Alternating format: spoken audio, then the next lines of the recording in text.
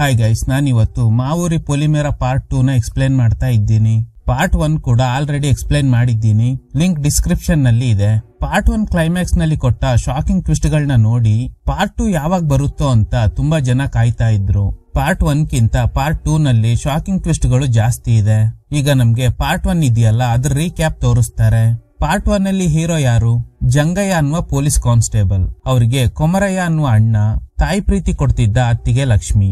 ಇವರೆಲ್ಲ ಒಂದು ಹಳ್ಳಿನಲ್ಲಿ ಆರಾಮಾಗಿ ಜೀವನ ಮಾಡ್ತಿದ್ರು. ಮನೆ ಪಕ್ಕದಲ್ಲೇ ಬಾಲಿಜಾ ರಮೋಲಾ ಅನ್ನುವ ಜೋಡಿ ವಾಸವಾಗಿದ್ದಾರೆ. ಇವರು ಹಾಗೇನೆ ಜಂಗಯ್ಯ ಫ್ಯಾಮಿಲಿ ಒಂದ್ ರೀತಿಯಲ್ಲಿ ಫ್ಯಾಮಿಲಿ ಫ್ರೆಂಡ್ಸ್ ತರ. ಇನ್ನು ರಮೋಲಾ ಬಾಲಿಜಾಗೆ ಯಾವಾಗ್ಲೂ ಬೈತಾ ಇರ್ತಾಳೆ, ಯಾಕಂದ್ರೆ ಅವನು ಯಾವಾಗ್ಲೂ ಕುಡಿತಾನೆ ಅಂತ. ಜಂಗಯ್ಯಗೆ ಅದೇ ಊರಲ್ಲೇ ಕಾನ್ಸ್ಟೇಬಲ್ ಕೆಲಸ ಸಿಗುತ್ತೆ. ಯಾರಿಂದನೂ ಸಾಲ್ವ್ ಮಾಡೋಕೆ ಆಗದೆ ಇರೋ ಕೇಸ್ನ ನಾನು ಸಾಲ್ವ್ ಮಾಡ್ಬೇಕು ಅನ್ನೋ ಮೋಟಿವ್ ಇಟ್ಕೊಂಡು ಡ್ಯೂಟಿಗೆ ಜಾಯಿನ್ ಆಗ್ತಾನೆ. ಫಸ್ಟ್ ಕೇಸ್ ಏನು? ಸ್ವಂತ ಅಣ್ಣ ಆಗಿರೋ ಕೊಮರಯ್ಯನ ಕೆಲವು ಜನ ಸಾಯಿಸ್ಬಿಟ್ಟಿರ್ತಾರೆ. ಸೊ ಅಣ್ಣನ್ ಕೊಂದವ್ರಿಗೆ ಶಿಕ್ಷೆ ಕೊಡಿಸ್ಲೇಬೇಕು ಅಂತ ಅವ್ರ ಅಣ್ಣನ್ ಕೊಲೆ ಹಿಂದೆ ಇರೋ ಮೋಟಿವ್ ನ ಹುಡ್ಕೊಂಡು ಹೊರಟ ಜಂಗಯ್ಯ ಶಾಕಿಂಗ್ ವಿಷಯಗಳನ್ನ ಕಂಡು ಹಿಡಿತಾನೆ. ಅದೇನಂದ್ರೆ ಅವ್ರ ಅಣ್ಣ ಕೊಮರಯ್ಯ ಇನ್ನೂ ಸತ್ತಿಲ್ಲ. ಊರಲ್ಲಿ ಮಾಟ ಮಾಡಿ ತುಂಬಾ ಜನರನ್ನ ಸಾಯಿಸಿದ್ದು ಅಲ್ದೆ ಊರಲ್ಲೇ ಮುಖ್ಯ ವ್ಯಕ್ತಿಯಾಗಿದ್ದ ರಮೇಶ್ ಅವ್ರ ತಂಗಿ ಕವಿತಾ ಮೇಲೆ ರೇಣುಕಾ ಅವತಾರ ಅನ್ನೋ ಮಾಟ ಮಾಡಿ ಅವಳನ್ನ ಸಾಯಿಸಿ ಕೊಮರಯ್ಯ ಕೂಡ ಸತ್ತಂಗೆ ಊರಿನ ಜನರಿಗೆ ನಂಬಿಸಿ ಈ ಊರಿಂದ ಎಸ್ಕೇಪ್ ಆಗಿದ್ದಾನೆ ಅನ್ನೋ ಶಾಕಿಂಗ್ ಟ್ವಿಸ್ಟ್ ಕೊಟ್ಟಿದ್ದ ಜಂಗಯ್ಯ, ನಾನು ರಿಟರ್ನ್ ಬಂದ್ರೆ ಅದು ಅಣ್ಣನ್ ಜೊತೆನೆ ಬರ್ತೀನಿ ಅಂತ ಹೇಳಿ ಕೊಮರಯ್ಯನ ಹುಡ್ಕೊಂಡು ಹೋಗೋದ್ರ ಜೊತೆಗೆ ಪಾರ್ಟ್ 1 ಎಂಡ್ ಆಗಿ ಲಾಸ್ಟ್ ಮಿನಿಟ್ ಅಲ್ಲಿ ಒಂದು ಶಾಕಿಂಗ್ ಟ್ವಿಸ್ಟ್ ಕೊಟ್ಟಿರ್ತಾರೆ. ಯಾವ ಹುಡುಗಿಗೋಸ್ಕರ ಕೊಮರಯ್ಯ ಮಾಟ ಮಾಡಿ ಅವಳನ್ನ ಸಾಯಿಸಿ ಊರ್ ಬಿಟ್ಟು ಹೋಗಿರ್ತಾನೋ ಅದೇ ಹುಡುಗಿ ಜೊತೆನೆ ಕೇರಳದಲ್ಲಿ ಜೀವನ ಮಾಡ್ತಾ ಇದ್ದಾನೆ. ಇದ್ರ ಹಿಂದೆ ಇರೋ ಮಿಸ್ಟ್ರಿನ ಪಾರ್ಟ್ 2 ನಲ್ಲಿ ಹೇಳ್ತೀವಿ ಅನ್ನೋ ರೀತಿನಲ್ಲೇ ಪಾರ್ಟ್ 1 ಎಂಡ್ ಆಗಿರುತ್ತೆ. ಪಾರ್ಟ್ 2 ನ ಸ್ಟಾರ್ಟಿಂಗ್ ಸೀನ್ ನಲ್ಲಿ ಯಾರೋ ಒಬ್ಬ ಹಿಮಾಲಯದ ಕಡೆ ಹೋಗ್ತಿರೋದನ್ನ ತೋರಿಸ್ತಾರೆ. ಹೋಗ್ತಿರೋದು ಬೇರೆ ಯಾರು ಅಲ್ಲ, ಅದು ಜಂಗಯ್ಯ. ಕಟ್ ಮಾಡಿದ್ರೆ ಹಿಮಾಲಯದಲ್ಲಿರೋ ಒಬ್ರು ಅಗೋರಿ ಟೂರಿಸ್ಟ್ ಹತ್ರ ಒಂದು ಮುಖ್ಯವಾದ ವಿಷಯನ ಹೇಳ್ತಾ ಇದ್ದಾರೆ. ಪ್ರಪಂಚ ಸೈನ್ಸ್ ಅಲ್ಲಿ ಎಷ್ಟೇ ಮುಂದುವರೆದಿದ್ರು ಸೈನ್ಸ್ ನ ಮೀರಿ ಕೆಲವೊಂದು ರಹಸ್ಯ ಇನ್ನೂ ಇದೆ. ಕೆಲವೊಂದು ರಹಸ್ಯವಾದ ನಿಧಿಗಳನ್ನ ಬಚ್ಚಿಟ್ಟಿದ್ದಾರೆ. ಆಗ ಈ ಟೂರಿಸ್ಟ್ ಕೇಳ್ತಾನೆ, ಅದೆಲ್ಲ ಎಲ್ಲಿ ಬಚ್ಚಿಟ್ಟಿದ್ದಾರೆ ಅಂತ. ನಾಗಬಂಧನ, ಜಲಬಂಧನ, ಹಾಗೇನೆ ಗರುಡ ಬಂಧನ, ಇವುಗಳ ಸಹಾಯದಿಂದ ಇವತ್ತಿಗೂ ಆ ನಿಧಿಗಳು ಸುರಕ್ಷಿತವಾಗಿದೆ. ಆಗ ಒಂದು ವಾಯ್ಸ್, ನಾಗಬಂಧನನ ಹೇಗೆ ಭೇದಿಸೋದು? ಆಗ ಈ ಅಗೋರಿ ಗಾಬರಿಯಾಗಿ ಪ್ರಶ್ನೆ ಕೇಳ್ದವನ್ ಕಡೆ ನೋಡ್ತಾ ಇದ್ದಾರೆ. ಕಟ್ ಮಾಡಿ ಪಾರ್ಟ್ 1 ಎಂಡ್ ಆಗಿದ್ದ ಪ್ಲೇಸ್ ನ ತೋರಿಸ್ತಾರೆ. ಕೇರಳದಲ್ಲಿರೋ ಕೊಮರಯ್ಯ ಅವ್ನ್ ಸತ್ತೋಗಿರೋದಾಗಿ ಊರಿನ ಜನರನ್ನ ನಂಬಿಸಿ ಅವ್ನ್ ಬಾಲ್ಯದ ಲವರ್ ಆಗಿದ್ದ ಕವಿತಾ ಮೇಲೆ ವಶೀಕರಣ ತಂತ್ರನ ಪ್ರಯೋಗ ಮಾಡಿ ಇಲ್ಲಿ ಕರ್ಕೊಂಡ್ ಬಂದು ಒಂದು ಸಣ್ಣ ಹೋಟೆಲ್ ನಡೆಸ್ತಾ ಕವಿತಾ ಜೊತೆ ಆರಾಮಾಗಿ ಜೀವನ ಮಾಡ್ತಾ ಇದ್ದಾನೆ. ಹೀಗಿರುವಾಗ ಒಂದಿನ ಹಾಲ್ ಕೊಡೋದಕ್ ಬಂದಿದ್ದ ವ್ಯಕ್ತಿ, ನಾನು ಹಸು ಒಂದನ್ನ ಪರ್ಚೇಸ್ ಮಾಡಿದ್ದೀನಿ, ಅದ್ರ ಹೆಸರು ಲಕ್ಷ್ಮಿ. ಇದನ್ ಕೇಳಿ ಕೊಮರಯ್ಯಗೆ ತನ್ನ ಹೆಂಡತಿ ಲಕ್ಷ್ಮಿ ನೆನಪಾಗ್ತಾಳೆ. ಕಟ್ ಮಾಡಿ ಲಕ್ಷ್ಮಿನ ತೋರಿಸ್ತಾರೆ. ಕೊಮರಯ್ಯ ಹೋದ್ಮೇಲೆ ಲಕ್ಷ್ಮಿ ಒಂಟಿಯಾಗ್ಬಿಟ್ಲು. ಇನ್ನು ಕೊಮರಯ್ಯನ ಹುಡ್ಕೊಂಡು ಹೋದ ಜಂಗಯ್ಯ ಕೂಡ ಇನ್ನೂ ರಿಟರ್ನ್ ಬಂದಿಲ್ಲ. ಇರೋ ಒಬ್ಬ ಮಗನ್ನ ಸಾಕೋಕೆ ಕಷ್ಟ ಪಡ್ತಾ ಇದ್ದಾಳೆ. ಪಕ್ಕದ ಮನೇಲಿದ್ದ ಬಾಲಿಜಾ ಬೇರೆ ಕಡೆ ಶಿಫ್ಟ್ ಆಗಿರ್ತಾನೆ. ಬಾಲಿಜಾ ಹಾಗೇನೆ ಅವನ್ ವೈಫ್ ರಮೋಲಾ ಜೊತೆ ಮಾತಾಡ್ಕೊಂಡು ಹೋಗೋದಕ್ ಬಂದಿದ್ದ ಲಕ್ಷ್ಮಿಗೆ ಒಂದು ವಿಷಯ ಗೊತ್ತಾಗುತ್ತೆ. ಅದೇನಂದ್ರೆ ರಮೋಲಾ ಇವನ್ನ ಬಿಟ್ಟು ಹೋಗ್ಬಿಟ್ಲಂತೆ. ಯಾಕಂದ್ರೆ ಇವನು ತುಂಬಾ ಕುಡಿತಾ ಇದ್ದ ಅಲ್ವಾ, ಅದು ರಮೋಲಾಗ್ ಇಷ್ಟ ಆಗ್ಲಿಲ್ಲ. ನಿನ್ ಜೊತೆಲಿ ಇರಕ್ಕಾಗಲ್ಲ ಅಂತ ಅವ್ರ ತಾಯಿ ಮನೆಗೆ ಹೋಗ್ಬಿಟ್ಲಂತೆ. ಆದ್ರೆ ಯಾವಾಗ್ಲೂ ನನ್ನ ಅಕೌಂಟ್ಗೆ ದುಡ್ಡು ಹಾಕು ಅಂತ ಟಾರ್ಚರ್ ಮಾಡ್ತಾ ಇದ್ದಾಳೆ. ಈಗ ನನ್ನ ಹತ್ರ ದುಡ್ಡಿಲ್ಲ. ಆಗ ಲಕ್ಷ್ಮಿ ಅವಳ ಚಿನ್ನಾಭರಣಗಳನ್ನ ಕೊಟ್ಟು ಇದನ್ ಮಾರಿ ಅವಳಿಗೆ ದುಡ್ಡು ಕಳ್ಸು, ಹಾಗೇನೆ ಕಾಲ್ ಮಾಡ್ಕೊಡು, ನಾನು ಅವಳ ಜೊತೆ ಮಾತಾಡ್ತೀನಿ ಅಂತ. ಲಕ್ಷ್ಮಿ ರಮೋಲಾ ಜೊತೆ ಮಾತಾಡ್ತಾಳೆ. ಏನೇ ಆದ್ರೂ ನೀನ್ ಮಾಡ್ತಿರೋದು ತಪ್ಪು. ಅವ್ನ್ ಕುಡಿತಾ ಇದ್ದ ನಿಜ, ಆದ್ರೆ ಈಗ ಬದ್ಲಾಗಿದ್ದಾನೆ. ಅವ್ನ್ ಕಳ್ಸೋ ಹಣನ ತಗೋ, ಆದ್ರೆ ಇಲ್ಲಿಗ್ ಬಂದು ಮತ್ತೆ ಜೀವನ ಶುರು ಮಾಡು ಅಂತ ಅಡ್ವೈಸ್ ಮಾಡ್ತಾಳೆ. ಈಗ ಬಾಲಿಜಾ ಲಕ್ಷ್ಮಿ ಕೊಟ್ಟಿದ್ದ ಆಭರಣಗಳನ್ನ ತಗೊಂಡು ಅಲ್ಲಿಂದ ಹೋಗ್ತಾನೆ. ಅವನು ಅಲ್ಲಿಂದ ಹೋದ್ಮೇಲೆ ಲಕ್ಷ್ಮಿ ಸ್ವಲ್ಪ ಎಮೋಷನಲ್ ಆಗ್ತಾಳೆ. ಯಾಕಂದ್ರೆ ಆ ಚಿನ್ನಾಭರಣಗಳನ್ನ ಕೊಮರಯ್ಯನೇ ಇವಳಿಗೆ ಕೊಡ್ಸಿರ್ತಾನೆ. ಕಟ್ ಮಾಡಿದ್ರೆ ಹೊಸ SI ಊರಿಗೆ ಬರ್ತಾರೆ. ಸ್ಟೇಷನ್ ಬಂದು ಕಾನ್ಸ್ಟೇಬಲ್ಸ್ ಜೊತೆ ಮಾತಾಡ್ತಾ ಇರುವಾಗ ಕವಿತಾ ಅವ್ರ ಅಣ್ಣ ರಮೇಶ್ ಬರ್ತಾನೆ. ಹೇಗಾದ್ರೂ ಈ SI ನ ಬಲೆಗ್ ಬೀಳ್ಸ್ಕೊಂಡ್ರೆ ಯಾವ್ದೇ ಇಲ್ಲಿಗಲ್ ಕೆಲ್ಸ ಬೇಕಾದ್ರೂ ಮಾಡ್ಬಹುದು ಅಂತ. ಆದ್ರೆ SI ಸ್ಟ್ರಿಕ್ಟ್ ಅನ್ಸುತ್ತೆ. ಇಂಡೈರೆಕ್ಟ್ ಆಗಿ ವಾರ್ನ್ ಮಾಡಿ ಕಳಿಸ್ತಾರೆ. ಈಗ ಬಂದ ತಕ್ಷಣ ಜಂಗಯ್ಯ ಬಗ್ಗೆನೆ ಕಾನ್ಸ್ಟೇಬಲ್ ಹತ್ರ ಕೇಳ್ತಾರೆ. ಜಂಗಯ್ಯ ಎಲ್ಲಿ, ಯಾಕೆ ಅವ್ನ್ ಡ್ಯೂಟಿಗೆ ಬರ್ತಿಲ್ಲ ಅಂತ.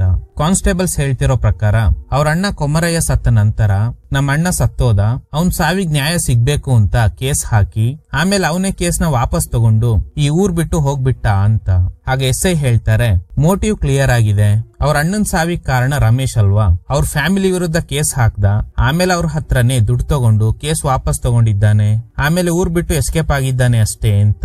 ಆಗ ಒಬ್ರು ಹೆಡ್ ಕಾನ್ಸ್ಟೇಬಲ್, ಸರ್ ನೀವ್ ಅನ್ಕೊಂಡಿರೋ ಹಾಗೆ ಜಂಗಯ್ಯ ಆ ತರದ ವ್ಯಕ್ತಿ ಅಲ್ಲ, ಡ್ಯೂಟಿಗೆ ಜಾಯ್ನ್ ಆಗುವಾಗ್ಲೇ ಈ ಕೆಲ್ಸದಲ್ಲಿ ಸಾಧನೆ ಮಾಡ್ಬೇಕು ಅನ್ನೋ ಆಸೆ ಇತ್ತು.